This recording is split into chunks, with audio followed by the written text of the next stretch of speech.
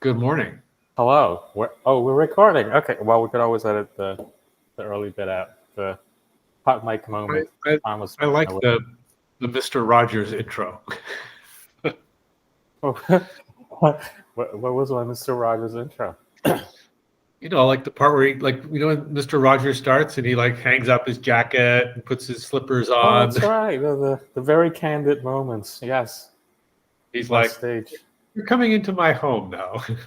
Hang on, let me organize things so that you feel welcome." Well, I love the very welcoming picture that you have I thought, behind given you. that we're celebrating It's the Patriots most Day, or as the Patriots Day. Yes, one of the most as the really St. horrific Communists moments. refer to it as Insurrection Day, The insurrection day, depending on who you ask. Yes. Yeah. uh, But victory over Communism Day. I think that's what we'll ultimately refer to this as one day. But I think Jan 6 is still being played out. I mean, if I always say we need to zoom out far enough because yeah, it's not a single day. It's just maybe a start well, turning point. it's just it's the Democrats' version of Benghazi, right? I mean, like the Republican, like yes, the whole Benghazi thing was unfortunate, and I'm sorry the guy died, and clearly somebody screwed up somewhere. But in the history of diplomatic military screw ups, it's pretty like irrelevant. Like Pearl Harbor, that was a big screw up, right? Why didn't we know that was going to happen? Yeah, I guess depending on who you ask. A few, a couple of civil servants and a couple of soldiers get whacked by some local nut jobs. Eh, you know, that happens all the time, sadly. But the Republicans turn that into sort of like Hillary Clinton's. She's a Waterloo or something. I mean, it was like she was asleep when our embassy was being destroyed. Hillary's like, what was I supposed to do? Get up and like put on my boots and go over and like get a gun and fly over there? Like, honestly, like I'm not sure really waking her out of. Look, if I was being attacked by crazy terrorists in the middle of the night, I'm not sure I'd want them to call Hillary Clinton, right? I would think there'd be like a million other things I would want to have happen before somebody went and bothered Hillary Clinton about it. hmm. Like call the army, call some, I'm sure I know we have bases in Italy and Spain, like maybe talk to some of those guys and get some fighter jets scrambled and get some dude with a bunch of missiles heading in my direction at top speed to go blow these guys into the kingdom come. That's what I want. Yeah, for some reason I I didn't quite follow the Benghazi thing when it happened, and I think with everything that's going on this day, I'm not taking for granted that what I call outside also knows how to give relay information only in pieces to pull out strings to. So I'm not saying that nothing wrong was done, but There's I a great yeah, book. Sorry, I didn't mean to interrupt. but it's hard to comment on something that was, whether you want to say it was a what's the word, whatever, government malpractice, but just like people wanting to comment on you should take the vaccine because I know A, B, and C already, just because CNN tells me so and so. That's not exclusive to those people. I think we kind of do that too on our side. Definitely. One of the most interesting vaccine debates going on right now is on 4chan. Okay. Because you would think, those guys would be hardcore conspiracy theory, anti-vaxxer, dead enders, right? And they're not at all. I mean, there's like all kinds of the 4chan nerds are like, take the vaccine. You're a retard. It works. Is that the sentiment on 4chan? I mean,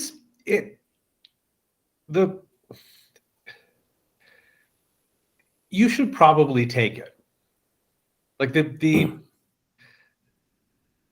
chance of something shitty happening when you get COVID is higher than the chance of something crappy happening when you take the vaccine. Now, if you're healthy and under 60, it probably, both of those chances are so low that it doesn't really matter either way. But statistically, the vaccine is the better choice. But common sense probably suggests that it's not going to, the chance of anything bad happening is pretty slim anyway. Now, then there's the argument about, well, you can, if you're less sick, that makes you less likely to transmit the disease to other people. So there's that argument is kind of makes sense, right? Like, don't go getting COVID and be sneezing and blowing your nose and sort of giving everybody around you COVID. But you see, the way you just framed that argument was how we framed it for the flu shot in the past. It was like that. But this is different now. This is take it or you lose your job, or take it and that's like a different level of right. And that's crazy. Just bad public health. Like, I think it's more than bad public health. It's something at work here. So look, Cuba stopped the AIDS epidemic dead in its tracks in the 80s by essentially controlling the border. Anybody who came in and out of Cuba had to have an AIDS test. They tested the entire population.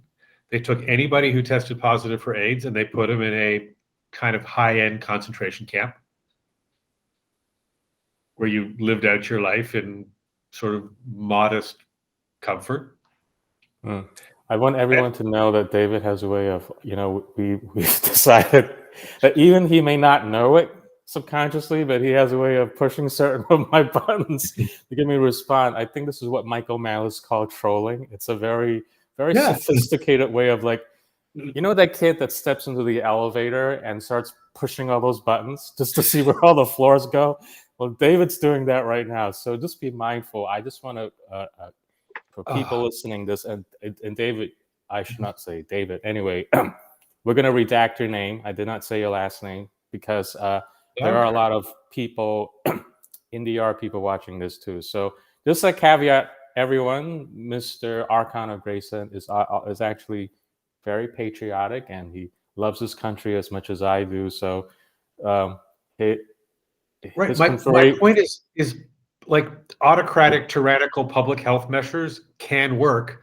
You just have to go like full speed with them and be a complete raging dictator, which now the problem is if you don't have like complete and total control over your population, then you're going to provoke a revolution and everything's going to go sideways on you. Yeah. But Castro had a little tiny island nation and he had full control over the operation. But not like nobody wants to live in Cuba. It's kind of a nobody wants to live in Cuba. But this is but we live in a representative republic and things don't work like that here. But that's not our deal, right? We don't want Cuba. We want it's a messy balance between consensus and another thing and just getting things done. But we're not, that's the thing, we're not inventory. We're not inventory, herd inventory in someone's pen. And even if you look at the AIDS epidemic, right? I always think that's a good thing to go back and look at because that was serious, right? You died. And the public health measures were pretty good. It was, widespread testing. People like nobody was, they didn't criminalize transmission. They didn't criminalize anything. They just said, protect yourself and get tested. And it was pretty easy to do that stuff, right? And if you chose not to do those things, then you were putting yourself at risk. Yeah. I mean, but William F. Buckley famously said we should test everybody and tattoo a cross, a plus sign on the ass of anybody who was tested positive. This is where the denominations on our side come into play, because this is when people split up being what you call libertarians, and where I used to come from, Singapore, the LKY, Lee Kuan Yew authoritarian, but it's good for society. And now, he wasn't a communist, but has dictatorial tendencies. And then people who, I don't know what's the third denomination. Well, there was a famous scholastic thinker named, I think, Francisco Suarez, who, in his theory it was hundreds of years ago, but his idea was that you could be coercive as long as you were educational or instructive about it, as long as it was so you couldn't just go pushing people around to be a jerk. But if I saw you doing heroin, I could lock you in a room and prevent you from getting heroin, because that was a sort of because there was something instructive or educational about that for you, because the goal is to teach you or help you understand that heroin use is bad, it's destructive. So you could the idea was that it was okay to coerce people. Now there's a kind of thin line here between getting everybody, it's like Bloomberg and the soft drinks, right? He bans the big gulp. Yeah. As he's like, that's killing everybody, right? And everybody loses their shit because they're like, well, I want to have my big gulp. That's why I think making fun of people is a really powerful tool, right? I think mockery is fantastic. You want Making fun of who? I don't know. You want to be 300 pounds and suck back 64-ounce Cokes 3 times a day? We should make fun of you. Yeah. Because at some point, honestly, having a 3-year-old laugh at me and tell me I jiggled was highly motivating to lose a bunch of weight. You don't strike me as someone who was overweight. Right, but at some point I was just, got a little jiggly, and this sweet little 3-year-old looked up at me one day as I was wandering around with my shirt off and started laughing uncontrollably and said, "You jiggle." That wouldn't be Fat Bella who was laughing at you, would it? No, it was not. It was not Fat Bella, but no, it's just a sweet little kid. He just thought it was funny. Yeah. And I remember thinking to myself, "Oh God, I'm like the jiggly clown." Well, like I said, I think we're not able to frame the conversation that way because it's become something else entirely now. So,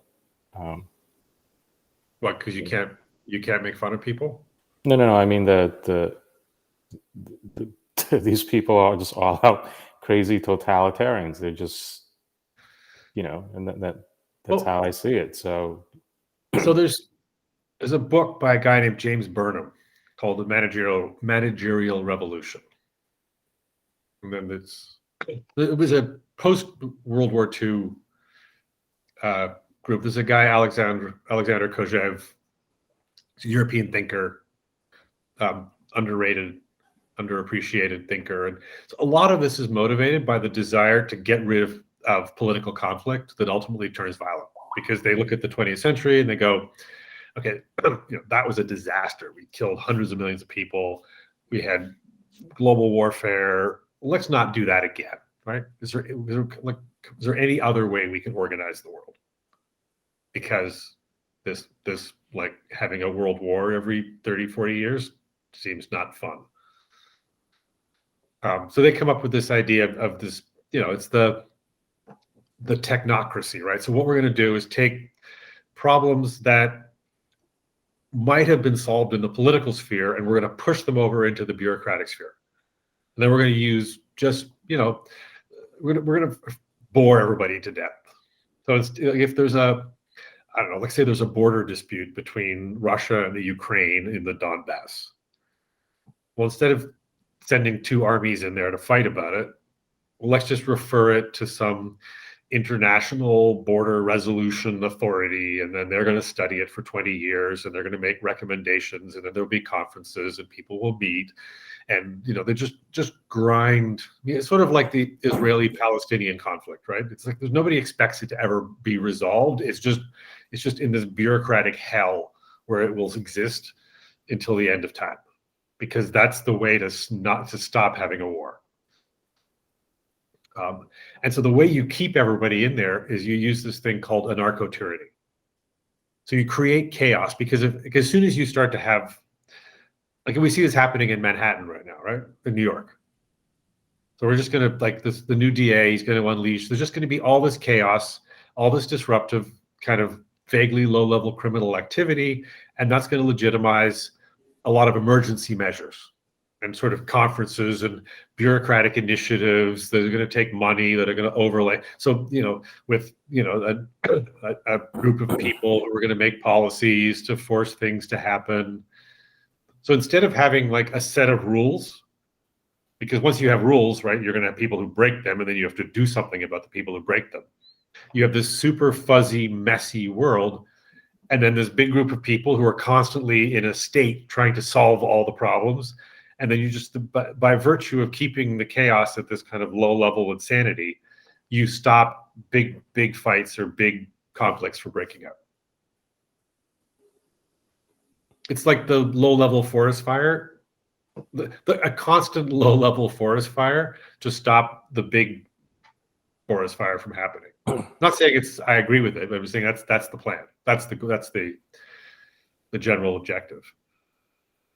It's a general objective drawn on a whiteboard in a nice 40th floor glass and steel office, but there are people like, people who are not in that equation, or they didn't account for who's going to be dealing with the consequences. I don't know. Let's say Mr. Shopkeeper. Sure, but a hardworking shopkeeper who can't keep his shop open unless he does ABC. Make sure all his workers are vaxxed or ask for papers, and then as he's doing that, he gets clubbed over the head by this mentally ill person. Absolutely. So it's these permutations that we are relying on human beings who can't figure out. Those are the little minor conflagrations that keep the chaos going. Like those are important. Those are an important part of legitimizing the endless state of emergency that allows us to stop ever having to confront the fact that we've got 20% of our society that's just frankly useless. Would the people who the central planners be part of that 20%? Probably. I mean, look, take some random person that has a bureaucratic job that just like pushes email all day. They're making $70 grand a year, $80 grand a year with benefits. Like, that person should go away. But then what are you going to do with them? Because they gotta, they gotta feed their families, they gotta pay the rent, they gotta do something. I want to bring this in context with what we're doing with the dark world thing, because part of good programming and good software design is you build a thing that you have real-time feedback from the input and output, the user and the system. And I think one way of seeing bad politics is that, forget calling it totalitarianism or what have you, and not enough freedom, is that things are built in a way that the software don't get the right signal from the external what it's set out to do. It's no real time, and it's abstracted. Just like what I'm doing. I've been struggling for the last month to figure out why the thing hasn't been being able to produce a compiler, because computers only understand 1 and zeros. But this Right. 1 and 0 world is trying to manage Tom here, making Tom very frustrated, but Tom has to configure himself to 1 and 0. So there's this thing called compiler. These two files, WebAssembly and .avi, that I managed to finally spit out. But still, there's this separation of what's trying to control you and lay out policies, but that world would never really understand the signal that I'm giving back. Like, this is shitty. This doesn't work for me. It doesn't care. It just wants to get things done as efficiently as it thinks it can. But so the way our policies and government is set up, everything, whether it's this vaccine, what have you, is that the that chip that's making all this thing doesn't want to receive any signal from. It's like that lawnmower that runs over everything. It doesn't care what it levels, whether it's they don't care if there was a bunny making a home in that little patch there, or it just ran over Right. that little herb garden that you just grew. But everything's very nicely done. It's very efficient. It just leveled everything. It doesn't have a signal that, wait a minute, maybe I shouldn't cut that down. Maybe I shouldn't cut off the leg of that bunny. So that's why did I go into that? Maybe because I'm still dealing with. Well, no, but I think what I hear you saying is too much efficiency creates like people who ultimately aren't useful anymore, right? Like too much efficiency, and the herb garden and the bunny rabbit are toast. And we have Yes. this driving force of capitalism, which likes efficiency and shareholder returns. And here's a good example, right? Like at the grocery store down in Florida, often they have people who have a variety of mental issues doing the bagging. Like when you go, you go to the checkout person, there's somebody who puts the things in the bag. And every once in a while you come across somebody who's, just clearly got something going on. But they're cheerful and pleasant, and they're putting all your things in the bag, but they're insanely slow and kind of not very efficient about it. Yeah. Now, a good capitalist, right, looking for shareholder returns is going to, say, well, get rid of that guy. Like, just make the customer do it, because frankly, the customer's bored. They're waiting around for, this dude with the issues to figure out what bag the bread goes into. So the efficient thing to do is get rid of the guy. Now, the socially kind of appropriate thing to do is to be happy that person has a place and a job and a function and an income and somewhere to feel useful and rewarded for participating in something that they might be able to actually do reasonably well. Right. And So the rest of us should sort of smile and say, great, gee, thanks there, Jimmy, or whatever his name is, or her name. you've just basically described a smart contract. If in 100 years from now they decide to take it to that level, that's what it does. It will look at certain criteria and just automate and says, no, thank you. Let's find the most. In fact, forget smart contract. Some semblance of that is already in place in some HR policies. But I'm saying it's not just what we call capitalism. I'm just saying it's like, say, how they're dealing with the vax thing right now. It's strictly a numbers game to them. And, I guess it should be if you're talking about public policy, but that computer chip doesn't care whether it's going to ruin a business, a local economy. It doesn't care about destroying certain things. It doesn't care how many eggs it needs to break to make that perfect omelet of 0 case and 0 what they call infection case. Let's just run the giant lawn mowing machine and try to flatten the curve in 2 weeks. Well, the lawnmower is still running 2 years later, and But I think the other thing all these policies are allowing is more technocratic. uh, uh, They're just they're setting the stage for more aggressive technocratic management of our economy. And ultimately we're all guilty of this, right? I mean, it's like, we see something, the great there's a stupid populist cartoon I saw the other day that made me laugh. It was like, the populist was like, we want to make the government work for us. And then suddenly, 10 minutes later, the populist is like, the government's killing me. And, you just so the challenge is like, yes, we all want, the federal government to work well for us, but it's a big, giant, imperfect beast, and it's probably not going to work well for everybody all the time, and then everybody's going to be pissed off about that. So it's I think the hope is that this blockchain stuff lets different people carve out different areas of responsibility for, and stop the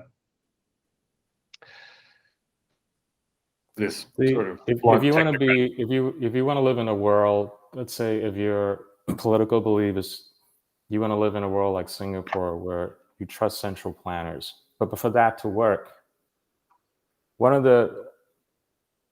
that to work, you as the populace have to provide constant signal to the central planners too, so they don't go and run a giant lawn mowing machine, because the people central planners are just like you. They are people. They need that. And we have a lot of people who just says, vote, forget about it, I'm going to go and enjoy my life. It doesn't work that way. They have to, you can't leave these people with their whiteboard and their ivory kayak. So they can never come up with a perfect policy if you want them to run it like that, if they don't hear from you and get an idea of what's really happening on the ground. If there isn't like a them, right? There's millions, there's like hundreds of thousands of them, so they don't even they coordinate so slowly with each other. Yeah, it's like I said, it's like WordPress, right? Other pieces of the WordPress. At least WordPress, it has to work together, or it the website crashes. But sometimes it crashes. There are chunks of code that are not used, but it has to be there. It's part of that department. It's just like, maybe you get to use it, but I mean, probably the most transformative public policy prescription that hopefully things like the blockchain will allow is total transparency. Total transparency and right, in anything with public money. Well, not only that, it's not just total transparency, but active participation from all parties involved and affected. That's the important thing. No, correct me if I'm wrong with the blockchain. Yeah, I don't think that matters, right? Like most people, that's the sort of socialist dream, is that we all get together and have this super big participatory democracy where, we have like meetings every week and we discuss like, should we mow the lawn on Thursdays or Tuesdays? And I think most people are just not that interested in government. Like they're like, whatever, pick up the garbage, pick it up Tuesday, pick it up Thursday. I don't really care. I think maybe that's where the problem is, because part of blockchain is, as you know, consensus. Aha. Yeah, but at some point, the consensus is we need to pick the garbage up. Like we need a garbage service. So I don't really care how it works. We can have like an entire discussion about this. Part of the concern with centralizations in blockchain right now is precisely that. People want to automate that. There's like a talk about, well, this is too much of a hassle, and maybe after all, I just want to be like the Israelites who come out of Egypt. I want to go back and just eat watermelon wasn't that bad. I mean, putting bricks, at least we got some stuff taken care of. I mean, what's this wandering around the desert being free and, Right. you know, It this is too sucks. much responsibility. So It's hot. There's no water. Food's bad. Nobody has a bath. Everybody's in a there bad are mood. just so many pieces involved in this, and I don't think there's like a perfect solution. Many people, or even a lot of people on our side, the liberty loving ones, I think they are also hardwired for just uh, deferring and delegating. They call it delegating. I think it's more like abdicating this to someone else because they have better things to worry about. And then when the thing comes back, boomerang comes back and says, well, this is not what I really wanted, then Yeah, that's where I think the transparency becomes useful, because if all public, so there's a whole thing about, if you go into government, they'll have like the public meeting, then they'll have a private, like say the mayor and the town council, right? So that in theory they'll have a public discussion, but then they'll have a private discussion where the mayor will sort of, sit around with his or her, 3 or 4 top bureaucrats, and they're like, okay, what's really going on here? Because we don't want to tell anybody what's really happening, because, that would cause us a problem. Whereas if we just shifted to like 100% openness, like, yeah, it's screwed up. Here it is. Come and see the mess. And if anybody has an idea how to make it better, we're all ears, right? We're not sitting here like, let's pick on the garbage, right? Like, yeah, the garbage thing is a mess. I It's just not had working. I just had an epiphany on why you have a certain outlook. I figured it out just Why is now. that? For the few people who are watching this, you don't know, but Arcana Graceland is a very successful businessman. You're coming at this from someone who comes into an operation, and you're not going to have the mailroom guy sit in the same room with you and kind of decide on policy too. It's like, we're on a ship here. Oh, the other thing too, you do sailing. It's like, okay, there's a hierarchy, there's a direction we need to go. End of story.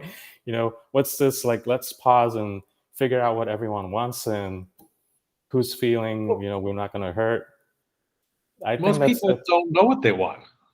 Like, they just want it to I, work. I I agree with you. Yeah, most people, but I think They have an what is idea. They kind of think, they're like, "Oh, wouldn't it be nice if," and blah blah blah blah blah. But at some point, it's like, it's like when I walk into, I don't know, Chipotle, right?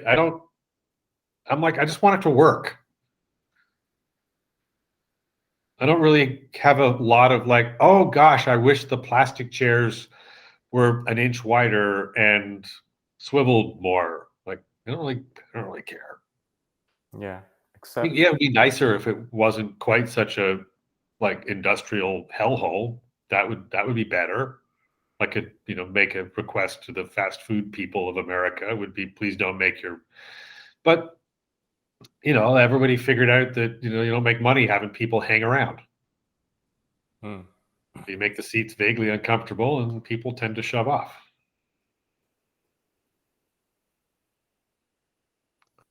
okay.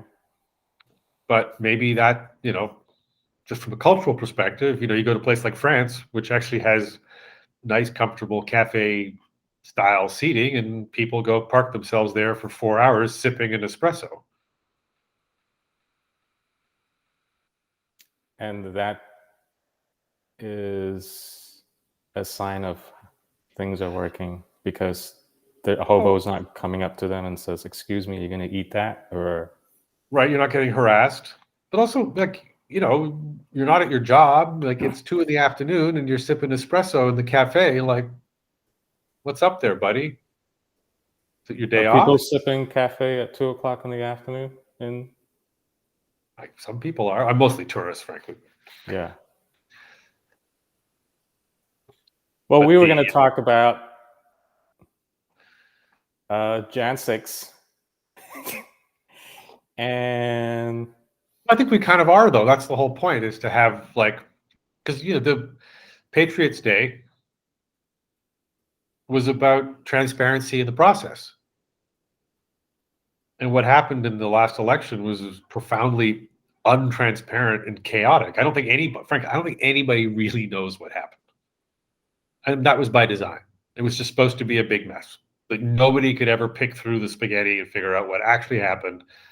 So we're going to get to the end and go, well, yeah, that's sort of how it ended up, and let's just kind of move on from there. And you want to have these audits, but you can't, because everything, half the stuff's missing. The people involved are deeply partisan and have insane, crazy opinions they're not going to let go of no matter what they see. So you never know what happened, and that's probably by design. That's part of the anarcho tyranny, right? It's like we don't want a simple, transparent, easily auditable process, because that might actually force us to accept the result. Do you have your Telegram open right now? I do.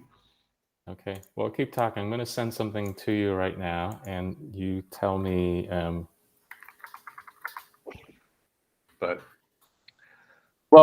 just as long as there's chaos, then whatever result we can sort of pull off, you can't question. Are you? Which is why I go back to the transparency thing. I would like to see this blockchain revolution lead to a vastly more transparency in how everything gets administered. I don't think that was English. A vast increase in the transparency in how things get administered, right? And it's going to expose a lot of cluster, whatever. Would that cover the media too, and how people just get everything. Just like you talk about pushing buttons? It's just so easy to. There's some kid to just write a headline and said, "This is what happened," and everyone, my goodness. I have relatives in Singapore calling and says, "Oh my goodness," and I'm amazed that it's all it takes is some person posting a headline and saying this is what it looked like, some photoshopping too, and but as long as you're as long as you see how the sausage is getting made, then you can go, all right, well, forget even the 26-year-old. What you really want to see is the foundation, oh, hang on. I got to answer the door. I'll be right back. Sure.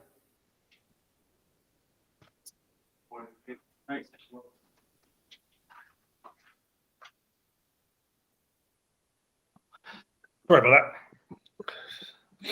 You want to see whatever foundation that wrote the check to the media organization to sponsor the journalism project around whatever the issue is that they're meant to be covering, right? I mean, in my experience, like Facebook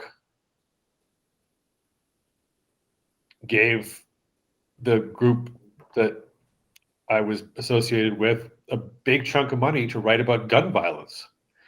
Now, you can be sure that if you wrote about how homeowners keeping weapons help protect them against criminals, that really wasn't what Facebook was looking for. And that grant probably wouldn't be renewed the next year, and probably you might actually have to kind of do some horrific accounting for the existing money you got that would involve having to pay some of it back, and it'd make your life a nightmare. So the expectation around these issues is like, we'll give you the money, but we're looking for a certain narrative here. What are those maps you see in crime dramas where the investigator has his big board and he's collected all these entities and pictures, but he's trying to figure out where collect the strings to figure out what the real map is? Follow the money. Just really easy. Like here's a a radical idea would be to make every financial transaction public. That would nobody would sign up for that insanity. But Yeah. I don't know anyone who would sign up for that. Mistresses of America would rise up with one and go, "How are we going to get our dinners paid for if the transaction's public?" And that's why I don't understand why some of these people want to get into blockchain. I don't know how they're going to configure blockchain to, because I saw JP Morgan is also developing the apps, and I don't know whether it's just that makes no sense to me. It makes no sense to me why they think blockchain would. This is just the next version of, so it started off in sort of 2000, well, starts off with internet, and then and that kind of is cool, and then you have big data, because now there's all this, everybody first had a website, then it was e-commerce, then it was big data, then it was artificial intelligence. Well, we were supposed to, remember, we were all supposed to have self-driving cars and magical drones that would know we were out of milk and would just show up at the window going, "Yoo-hoo, here's some milk." No drone today, I regret to report. So blockchain is just the new hustle that every company needs to have a blockchain strategy. And so you call up your tech vendor and go, "Hi, the board at the last board meeting, the CEO told the board that they were going to have a blockchain strategy, and they've allocated $3.6 million to have Gotcha. So this is like it's the tech equivalent of equity and inclusion. This is like the next thing that they have to. It's a thing. They need a pin, like a little lapel pin that they have to make sure you look good for the next cocktail party. I'm running XYZ Enterprises. I got to go to my board meeting 4 times a year. Mm-hmm. Some guy on the board goes, "What are we doing about blockchain?" Just like that, because I saw it. So here is my equity inclusion lapel pin. Here is my blockchain pin. Blockchain pin. Oh, what was this? Like breast cancer? That was like 10 years ago. And then what was even before that? Oh, so here's what we talk about: corporate social responsibility, corporate social responsibility, and diversity and inclusion. Like those are just things, right? They become things. A board member asks about them, says other people are doing it, we should too. The guy running the place goes, "Fine, we'll have that. Let me introduce you to Becky, who will now tell you about our blockchain initiative." And Becky presents to the board. The board nods its head and goes, "Thank you. We now have what everybody else has." Yeah, I don't see any of these institutions being able to configure blockchain, because they're still they have to be centralized to be efficient. There's just no, and writing for blockchain is not efficient. It's just, that's the whole point of it. You have to decentralize things. Right. So try as they may. Well, but they're gonna, like, it's the bullish thing, right? It's like bullish is a blockchain thing, but it's nothing to do with. It has just. It's like I don't know. Like it's like you made a dish with Mediterranean spices, and then you just like dropped a cumin leaf. That's what it's like. Yeah, exactly. You're like, "Man, it's got Mediterranean spices." It's like you just have salt and pepper. You just put a little bit of blockchain in there, and then everybody nods and goes, "Oh, good, you have a blockchain strategy." There was a recent interview that Babylon Bee had with Elon Musk. I recommend you watch it. But he mentioned 3.0, Web 3.0, and you think it's really more marketing than a nothing burger. Well, I mean, look, it's money to be made, right? I remember I was having dinner, was sitting beside this woman. She's, fancy journalist, and we were talking about blockchain stuff, and she said, she goes, "Oh, if you know stuff about blockchain, I know all these like rich Saudis that are looking for a blockchain expert." And I remember thinking to myself, they just want like consulting ass covering. That's funny. But so what are you getting nuts? But Yeah, it's Elon everybody Musk has is. to have something to say. That's the point. You Yeah, go to your board meeting. The board says, "What are we doing about blockchain?" You can't sit there and go, "Nothing. Blockchain is stupid. It doesn't work for yeah, us. If we put our business on the blockchain, we would go out of business tomorrow. We should be doing everything we can to stop blockchain." Right? exactly. But you're not. That It's like that. You can't say that. yeah.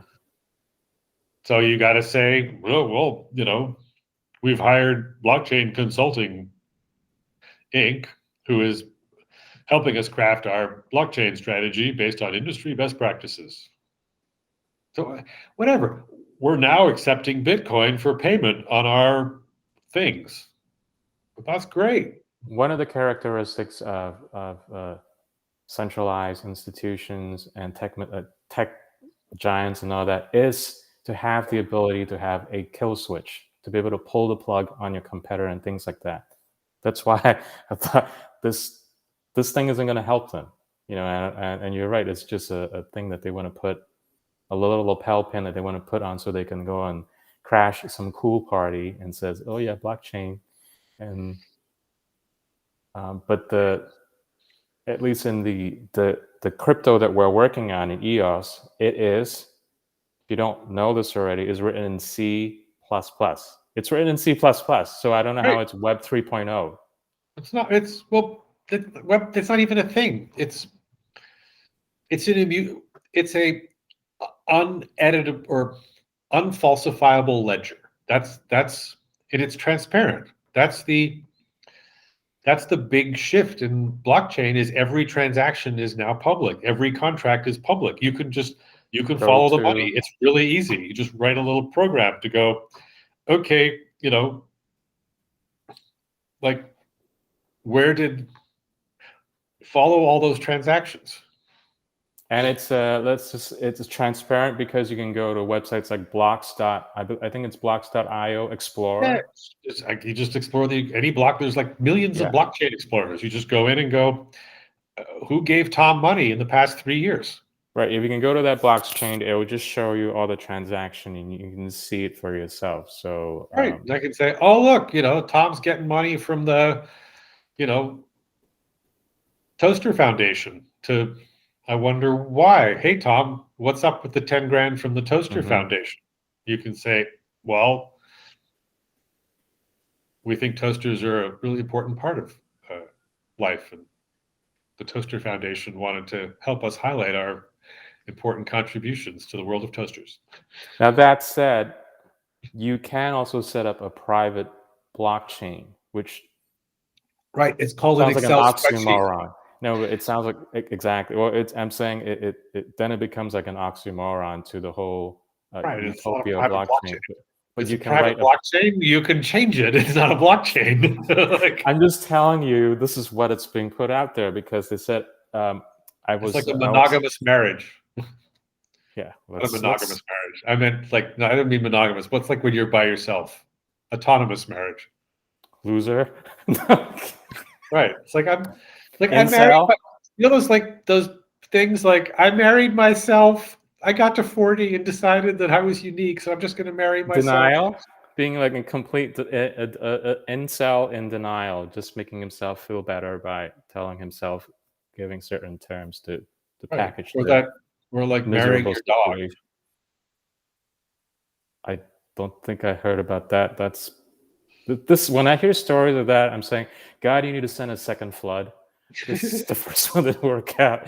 It's fine. I don't want to be part of it anymore. Or send a meat or something. This is like. Where was I going with that? Yeah, so there's private blockchain, and then they have something called it's a hybrid blockchain. But when I was onboarding on EOS.io, the presenter in a suit and tie, and he's from the banking industry, of course, but he's saying, well, okay, if you don't like this public blockchain, it's not suitable for your institution, you could always do a hybrid.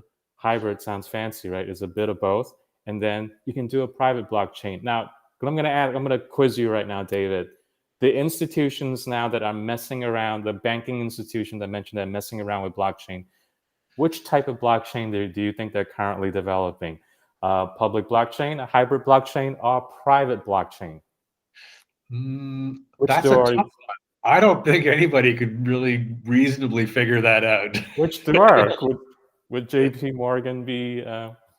Well, given that the entire role of a bank is to be the intermediary between two people to facilitate the transaction, if you put that on a public ledger that no one could change, then I don't think you would need a bank anymore.